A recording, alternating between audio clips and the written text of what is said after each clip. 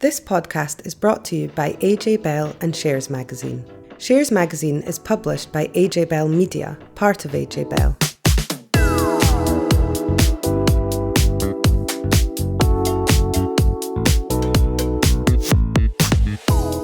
Hi, welcome to the latest edition of the AJ Bell Money Markets podcast. My name is Dan Coatsworth and I'm joined this week by Danni Hewson. Hi there, Danni.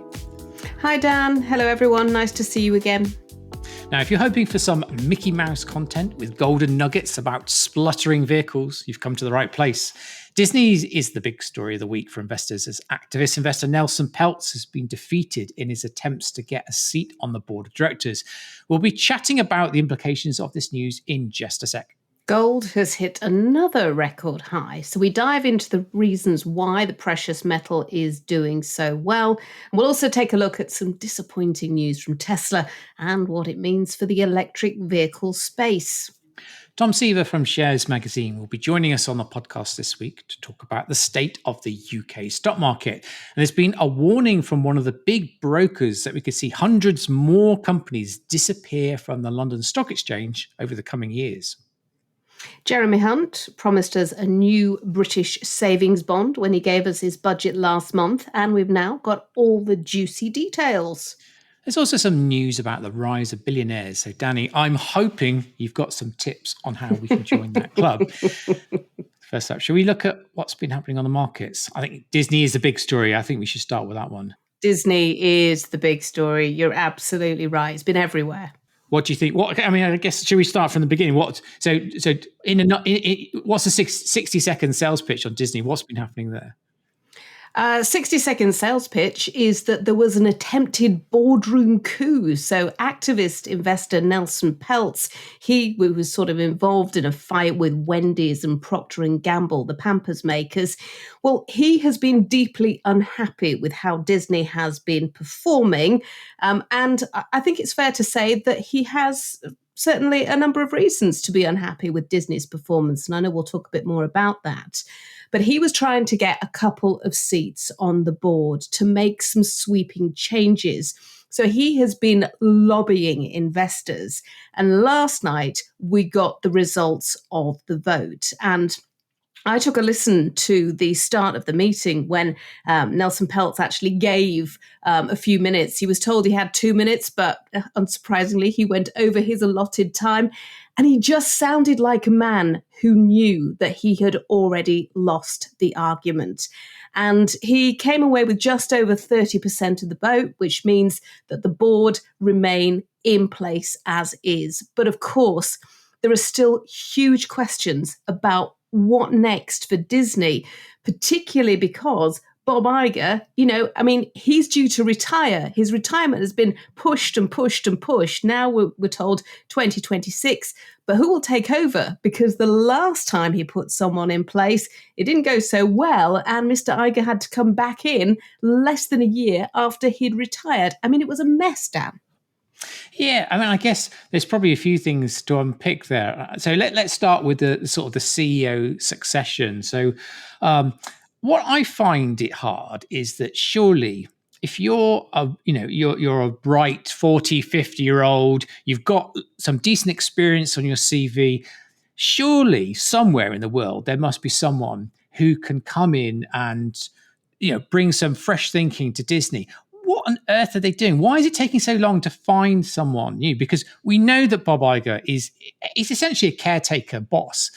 He's there to steady the ship, but it's just very strange. So this is one of the things that Nelson Peltz was saying. He wanted to sort of get someone in. He always said, "Oh, my style as an activist investor is not to get a seat on the board and then immediately fire the CEO." So I think it was more of a case of if he got that seat, he would say, "This is what I'm seeing, and this is what we should be thinking about." Sort of a slowly, softly approach. So I guess the fact that he's been quite vocal about this, it doesn't really matter. They didn't get a seat because everyone already knows his argument, don't they? So. So I don't know the answer. Why have they not found anyone? Have you heard anything? Because Bob Chapek, when he came in, he picked a number of fights with the wrong people, particularly Ron DeSantis, the Florida governor. I mean, that became incredibly nasty and incredibly damaging for Disney, which, of course, is why Bob Iger had to come back in. I mean, I suppose you can look at the timing. We had the pandemic, which really did impact the ability for Disney to make money, because one of the huge money makers is its parks, its tourist attraction. Disneyland, incredible place to visit, but people weren't able to go. So Disney was having to rely on not even films in the cinema, it was having to rely on its streaming services. And we know that streaming services have been a battleground which has seen a number of casualties. Netflix has had to pull itself up by its bootstraps. Disney is having to do the same. And I think when you look at the share price since the start of the year, investors certainly feel that is happening. And I think that's the reason that this vote didn't get any more people heading Nelson Peltz's way. Disney has really sort of doubled down on, instead of creating lots and lots and lots and lots and lots of content, much of it not really great, it's now creating less content, fewer movies and series, but with far greater impact, bringing back the magic. I mean, that was the whole point of what the board was saying it wanted to do, bring back the magic, because the House of the Mouse has lost a bit of sparkle, Dan. I know. I actually think that there should be, they should make an agreement, no more superhero films for at least another 2 years.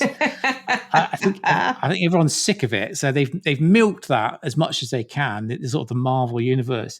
They've been remaking these old classic cartoons as live action films, and it's very hit or miss. And of course, this is another thing that Nelson Peltz has been saying, like, you've been messing up, sort of thing. Why go back to something really interesting? You've got great stories here, and of course Disney's got lots of great intellectual property. So this is the idea that it's got brilliant characters, whether they're cartoons or the films. It can do lots with them, bring them back into TV series and make merchandise. Of course, if you go to theme park, you can see people dressed up as these characters, and everyone loves to sort of, you're living in, they've been brought to life, and everyone loves that. So in a way, you can see why so much interest about Disney, and lots of people have sort of see these characters. These are evergreen characters.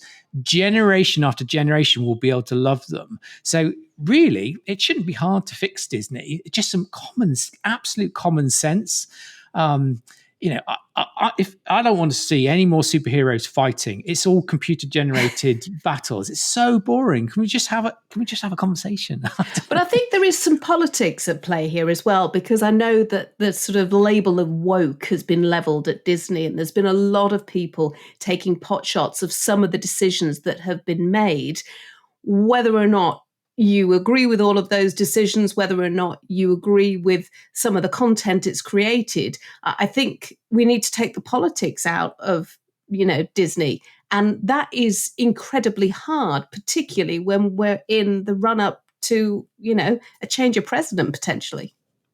Yeah, so I think what you made the comment about the share price has been picking up, and perhaps that's why investors didn't see the need for sort of Nelson Peltz to join the board. So I guess the question next is, what does he do now? He still owns a chunk of the company. The statement that he put out after losing this was very not what you expected. I was reading an FT article the other day, and they sort of suggested that people call him a bully billionaire, and he said, "Okay, fair enough." But this was very sort of gentlemanly, like saying, "I wish you all the best. Thank you for your support." And of course, I thought, well, so I wonder he's going to. I presume he'll be quiet for a little bit. Let's see if Bob Iger can produce the results that he's been promising at. Because if you go back to the results from February. Earnings are growing. Shareholders are getting a much bigger dividend. They're investing in the theme parks. They're promising to do better things with the quality of the films. streaming businesses, all the combined streaming businesses, are on track to be profitable this year. I guess Nelson Peltz was talking about Disney Plus was still losing lots of money. So I think obviously that if you separated that from the rest of streaming businesses, that might still got work to do. So I think shareholders definitely happy at the moment, but maybe give it 6-12 months. And if Disney doesn't look like it's properly fixed, that's the point at which Nelson Peltz might sort of step up his game again and get angry. But for the time being, I'm sure he'll be quiet, but he'll be watching everything like a hawk, won't he? It will, but I think they've got quite an interesting slate of films. And of course, the big one for the summer is the Moana follow-up. And my kids probably not that interested in going anymore. So I might have to be one of those sad people that goes and sits in the back of the cinema without taking kids along with them, because I absolutely loved the first film. And you're right, it is about those stories, the characters that get people to go into the cinema, to buy the outfits, to visit the theme parks. That is where Disney excels. And if it can get that right, investors will be happy. Yeah. Gold. Let's talk about gold. Disney is looking for gold, and it's been moving higher again. Yeah, hit another all-time high, $2,288 an ounce. This is really interesting because if you look at the stock market's doing quite well, risk appetite is back. On a sort of face value, you think, well, why is gold doing well? Normally, if the stock market was falling, people would be piling into gold because perhaps they're worried about stuff. But they're moving in tandem, which is very unusual. And I think it's partly because central banks have been buying more gold. There's also the continuing backdrop of geopolitical risks. You've got tensions in the Middle East. Ukraine and Russia are still at war with each other. So I just think that you've got this sort of, whilst the broader equity markets are doing okay, there's still a sense of nervousness for some people. And so they've been buying this here. You've got federal policymakers this week have said that it would be reasonable to cut interest rates 3 times in the US this year, even if we've got strong economic data. So I think that you've got gold offers no yield to investors and tends to benefit from a fall in interest rates. So there's chatter that people are buying gold to protect themselves against the risk of further rise of inflation. So I think, in this situation, normally people would look at gold mining shares as one way to play stronger gold price.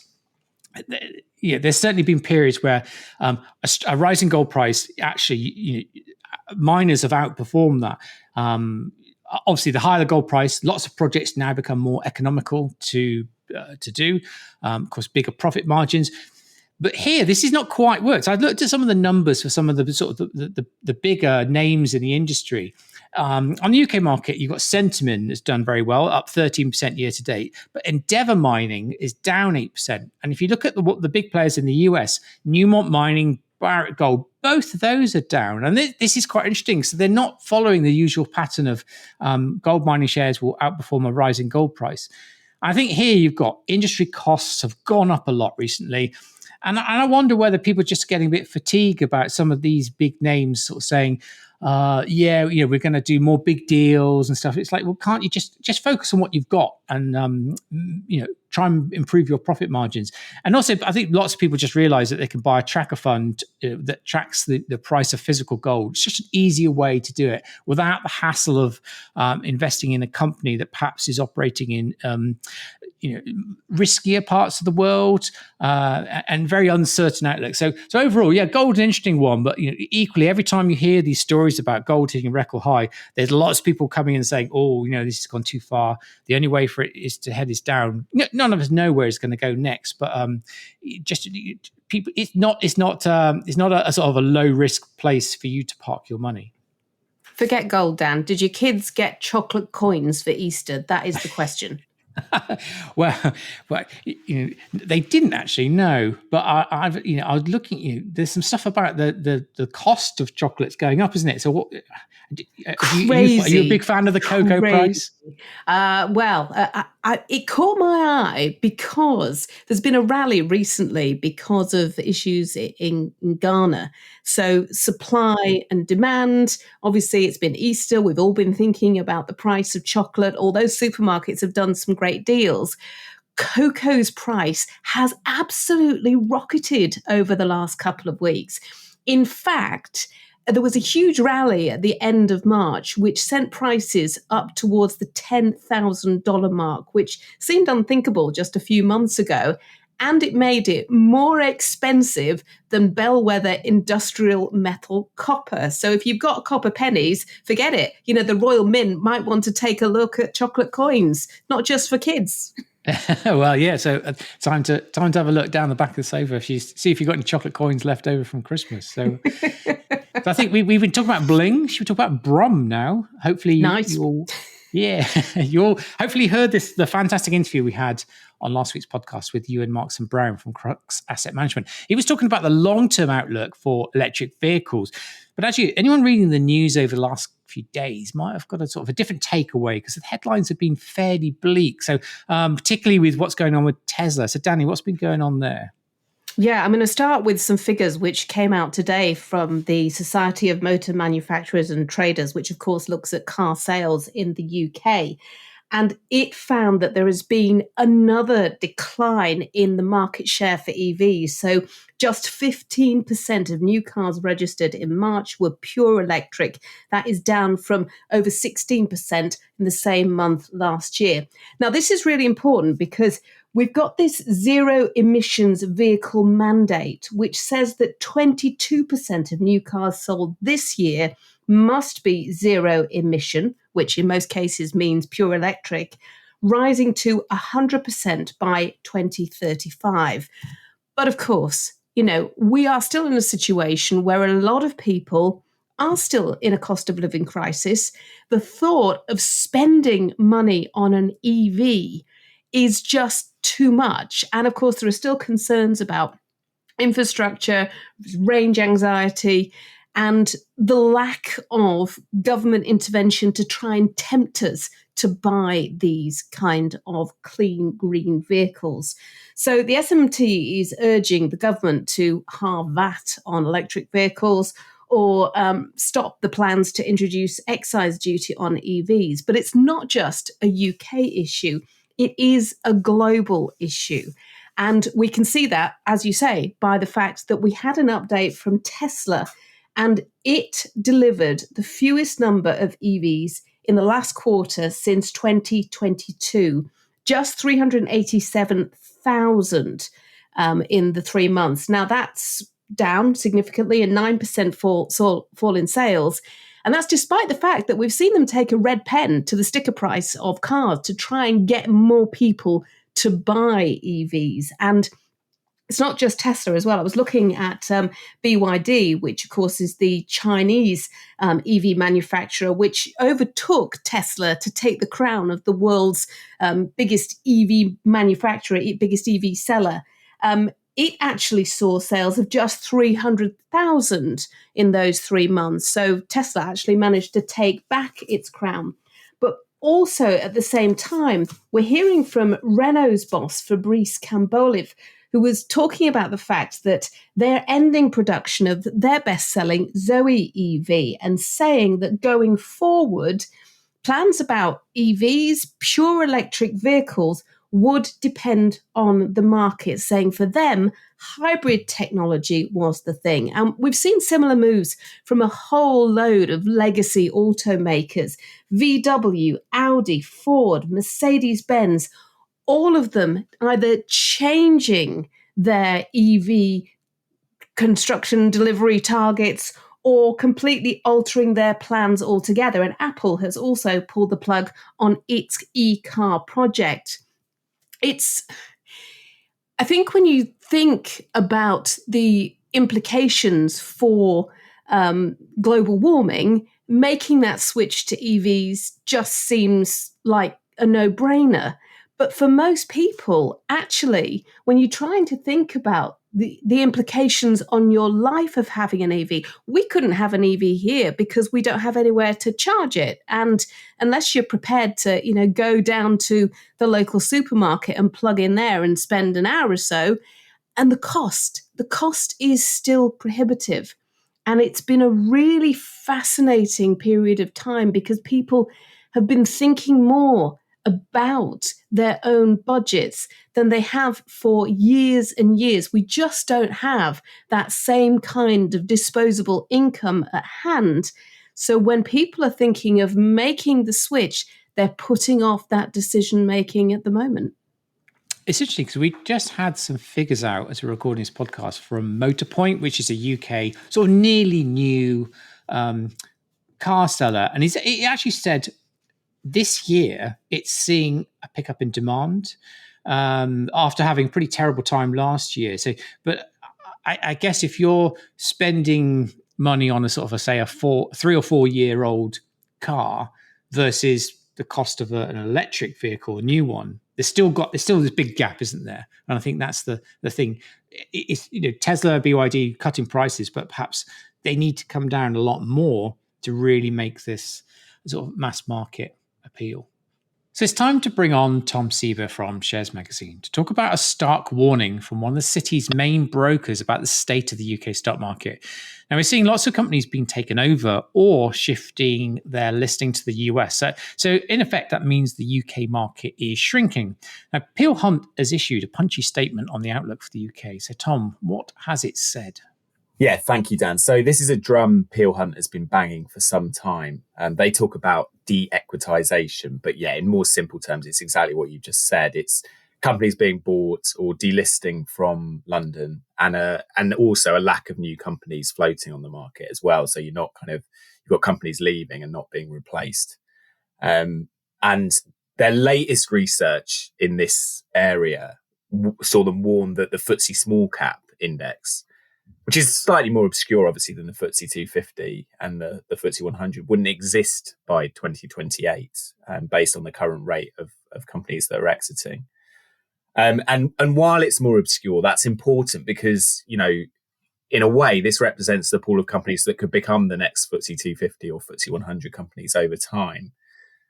So, yeah, it is, as you say, quite a sort of stark warning. And, they haven't been afraid recently of really sort of banging this drum, as I said. And it's clearly bad news for the UK market and the UK more generally. Yeah, absolutely. So as the sort of depth and breadth of the market is undermined, it becomes a bit of a vicious circle because it then becomes a less attractive listing venue, becomes harder to attract capital, and therefore you see a continuing exodus of companies. And if you're thinking about the UK economy as a whole, it's the small and medium-sized companies which are the ones that are growing, and they're the ones that are sort of adding new jobs. And they're the ones that are typically being taken over, or they're finding they can't get capital from the markets to invest in their businesses. Whereas the really big beasts are often kind of shrinking their workforces. So yeah, there is definitely a wider sort of knock-on effect on the UK economy. So why is it happening? What is it about now? Yeah, thanks, Danny. So the reasons why it's happening include the fact that the market has generally been struggling to attract capital from domestic sources and particularly overseas since the Brexit vote in 2016. Peel Hunt observes that we've seen outflows from UK funds for the last 34 months consecutively. And the kind of net result of that is that larger UK companies look very undervalued relative to their global counterparts. And that makes them appealing to foreign buyers. And when you go sort of further down the food chain, some small cap companies are struggling to make ends meet because they can't attract capital, or they're feeling unable to justify the costs and hassle of being a public company. And finally, as Dan touched on at the beginning, you've also got businesses moving their primary listings elsewhere to see if they can benefit from the higher valuations afforded stocks, particularly, in areas like the US market.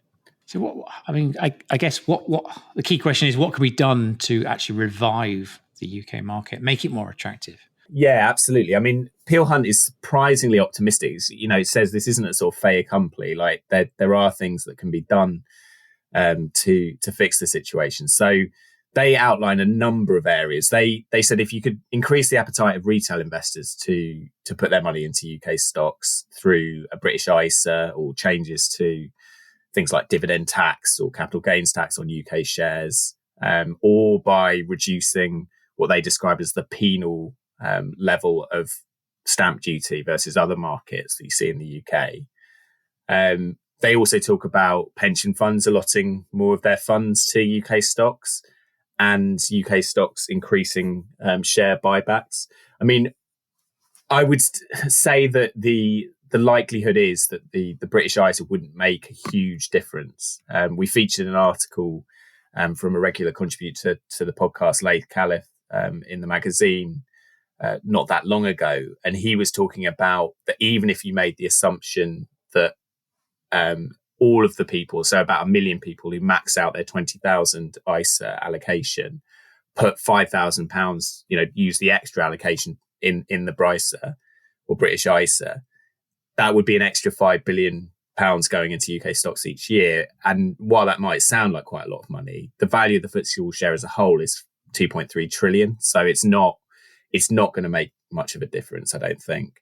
What might make a bigger difference is if pensions were encouraged to invest more in UK stocks, because there's a lot more capital involved there. But that obviously would come with its own risks, and there would be questions about whether that's in the best interests of the people the money is being invested on behalf of. So there are possible solutions, but there aren't kind of straightforward ones, I suppose.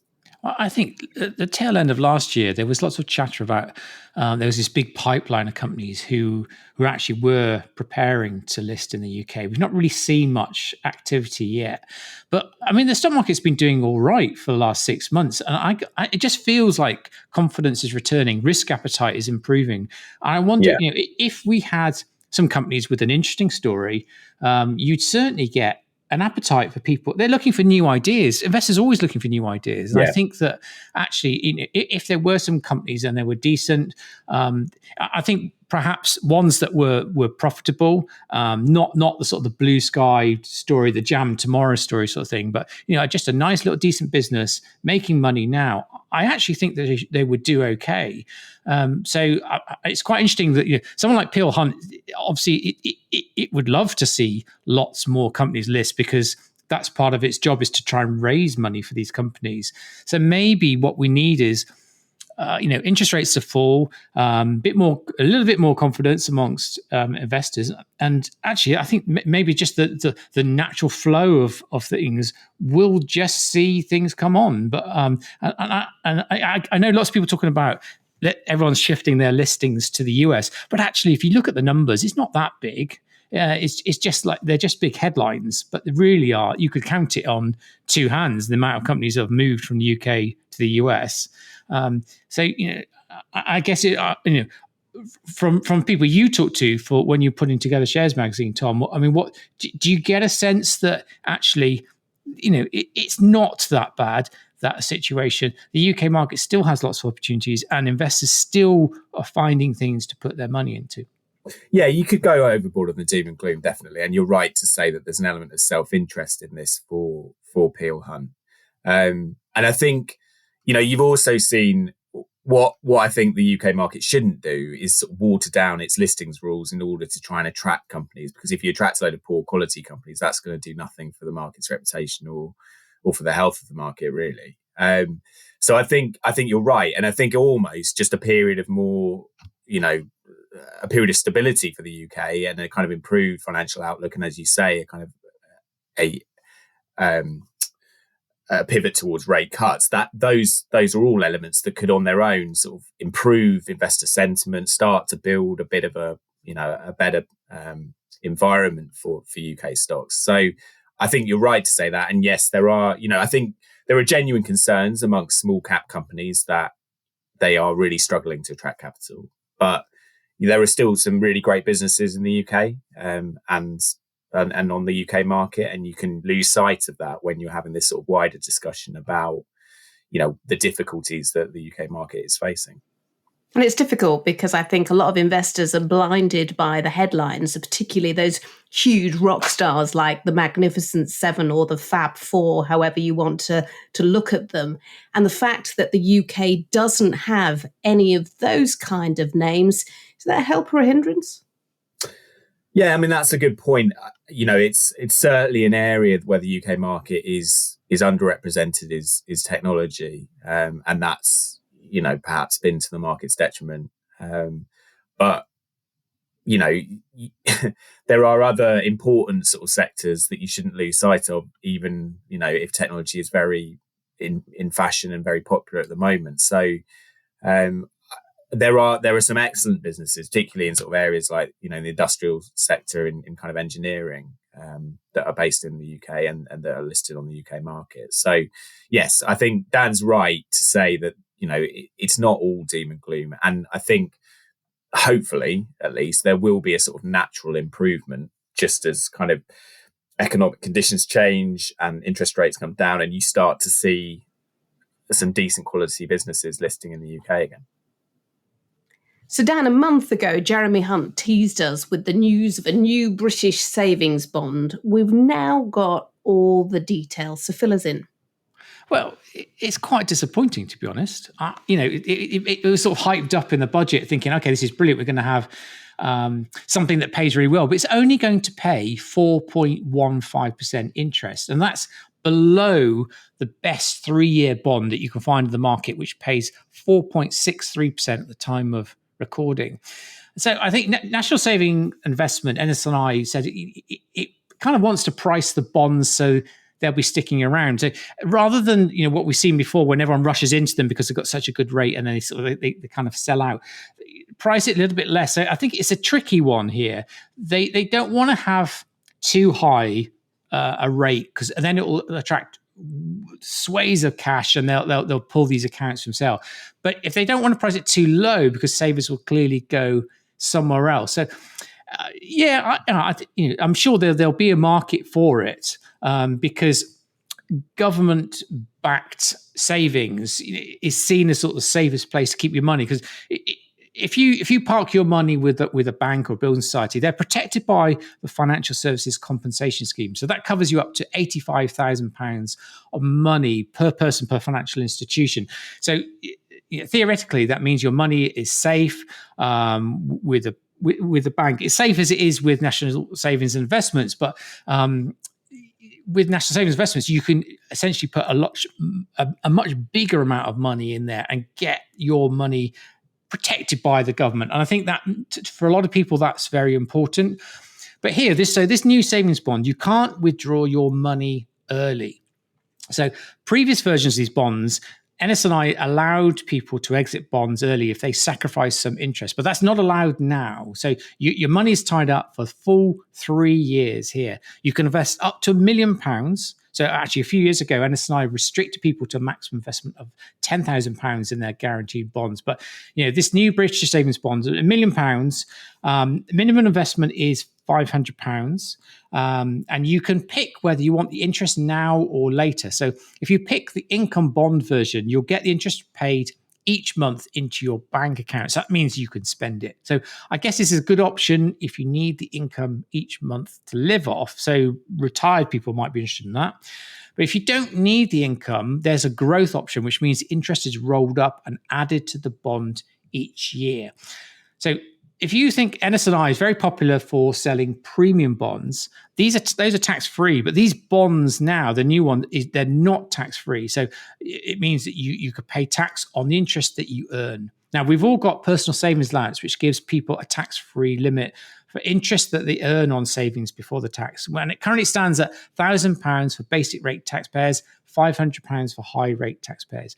Additional rate taxpayers get no tax-free allowance. So once you reach that limit, you'll pay tax on the interest at your income tax rate. So if you're likely to face a tax bill for the interest, you might want to weigh up whether an ISA would be a better place for your cash savings. Yeah, fascinating stuff. My parents were mad devotees of the premium bond, and we always used to get excited, but they never won very much. No, I still have some premium bonds which I was given as a child, and they're doing nothing. Quite frustrating. So before we go, Danny, I just want to ask you about Forbes data on billionaires that's been doing the rounds this week. So the headline's all about Taylor Swift being a billionaire, and I guess if you're a parent, you shouldn't be surprised about that, particularly if you've had to fork out tickets to her forthcoming UK tour, and I'm certainly one of them. What else did this announcement say? And I think most importantly, how can I become a billionaire? Well, I always hoped that premium bonds would be the thing to do it, but they never quite managed. You're right, Swiftie. The fact that the Eras Tour actually made an impact upon United States GDP, I think says all you need to know about Taylor Swift and her supreme popularity. And I think when you're talking about someone like that giving so much enjoyment to people like your kids, it seems only fair that she is making money out of it. So I don't think anyone's going to balk at the fact that she's made this Forbes billionaires list for the first time. Also making the list for the first time, chatbot creator Sam Altman, which was an interesting addition. Topping the list, unsurprisingly, Bernard Arnault, who, of course, is behind the LVMH luxury goods maker. Forbes said 2,781 billionaires for 2024, up 141 more than last year, although 26 fewer than the previous record, which was in 2021. And something which really got my goat is that this class of billionaires are 255% richer than a decade ago, which, certainly when we have been talking about people seeing their living standards eroded, it was one of the things which sort of made people wince a little bit, that the richest members of society seem to be getting richer, though there were a number of billionaires who dropped off the list. And of course, as always, a few that passed away. But it's fascinating when you get these lists. You sort of pore over them and sort of imagine what that number of zeros in your bank account would look like. Yeah, absolutely. I guess for most of us, we can only dream. So we've only got time for that this week. So love to get your suggestions before we go on the type of guests that you'd like to hear on the podcast. Quite interested to know if anyone would like to hear interviews with company bosses. Do you want some more fund managers on the show? Do you want some more personal finance experts? Email any ideas to podcast@ajbell.co.uk. Then we've got Rachel Vey on the show next week to answer your pension questions. So please make sure you tune in next time. Until then, thank you very much for listening. Before you go, please remember this podcast is for educational purposes, and the views expressed don't necessarily reflect those of AJ Bell or Shares Magazine. The podcast isn't telling you if a certain investment is suitable or not. Don't forget that the value of investments can change, and you can lose money as well as make it. It's also important to remember that how you're taxed will depend on your individual circumstances, and rules can change. The way an investment performed in the past may not be the same as how it behaves in the future. If you want help, go see a qualified financial advisor.